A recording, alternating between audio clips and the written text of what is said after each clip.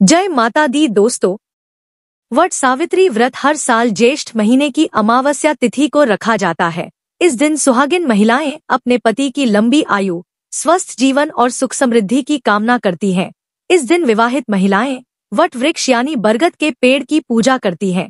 यह व्रत करने से न सिर्फ पति की लंबी आयु होती है, बल्कि अखंड सौभाग्य की प्राप्ति होती है। साथ ही वैवाहिक जीवन में आने वाली परेशानियों का भी समाधान मिलता है।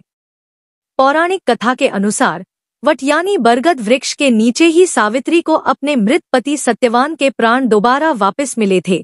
इसलिए इस दिन विशेष रूप से बरगद के पेड़ की पूजा का महत्व होता है। महिलाएं इस वृक्ष के नीचे बैठकर सावित्री और सत्यवान की भी पूजा करती हैं। वट वृक्ष की पूजा की जाती है। वट वृक्ष की पूजा से घर में सुख शांति आती है, त्रिदेवों का आशीर्वाद मिलता है और समस्त बाधाएं दूर होती हैं। तो चलिए जानते हैं कि साल 2026 में वट सावित्री का व्रत किस दिन रखा जाएगा।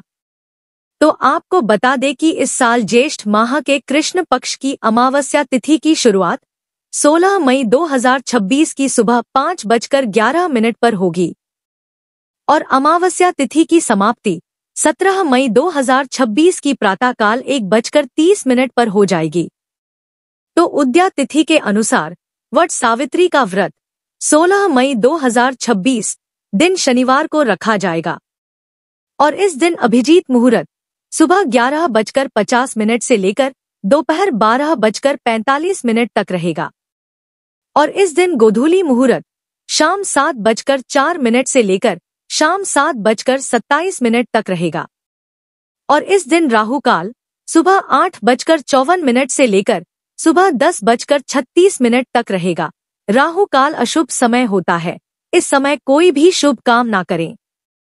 और इस साल वट पूर्णिमा का व्रत 29 जून 2026 दिन सोमवार को पड़ेगा। दोस्तों, व्रती महिला को इस दिन सुबह जल्दी उठकर घर की साफ सफाई करने के बाद नित्य कर्मों से निवृत्त होने के बाद स्नान करके व्रत का संकल्प लेना चाहिए। इसके बाद में गंगाजल से घर एवं पूजा स्थल को स्वच्छ कर लें। अब आप सारी पूजन सामग्री तैयार करें और इस दिन सत्यवान सावित्री की मूर्ति भी जरूर बनाएं। आप चाहे तो मिट्टी या गोबर से सत्यवान सावित्री की प्रतिमा बना सकते हैं। अब आप वट वृक्ष के नीचे जाएं। सबसे पहले वट वृक्ष के पेड़ के चारों तरफ साफ सफाई जरूर करें। दोस्तों, एक बात बता दूं, अगर आप वट वृक्ष के पास नहीं जाना चाहते हैं तो आप वट वृक्ष की डाल एक दिन पहले ही मंगाकर उसे किसी गमले में गाड़कर भी पूजन कर सकते हैं। अब आप वट वृक्ष के नीचे सत्यवान सावित्री की मूर्ति भी स्थापित करते हैं। अब इसके बाद बरगद के पेड़ की जड़ में जल छिड़के और उसमें फूल, माला, अक्षत, फल और भीगे हुए चने, गुड़ और मिठाई का भोग लगाए। इसके बाद बरगद के पेड़ के चारों ओर कच्चा सूत लपेटते हुए 3, 7 या 11 बार परिक्रमा करें।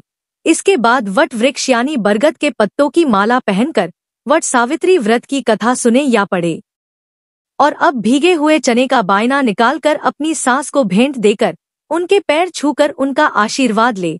दोस्तों, पूजा के बाद किसी ब्राह्मण को वस्त्र, फल और कुछ धन का दान देकर उनके पैर छूकर उनका भी आशीर्वाद ले। इसके बाद प्रसाद खाकर व्रत का पारण करें। तो दोस्तों, यह जानकारी आपको अच्छी लगी तो कमेंट में जय माता दी जरूर लिखें और अगर आपका कोई सवाल है तो उसे कमेंट बॉक्स में अवश्य पूछ लें और इस वीडियो को लाइक करें, शेयर करें और साथ ही साथ चैनल को सब्सक्राइब करें। धन्यवाद।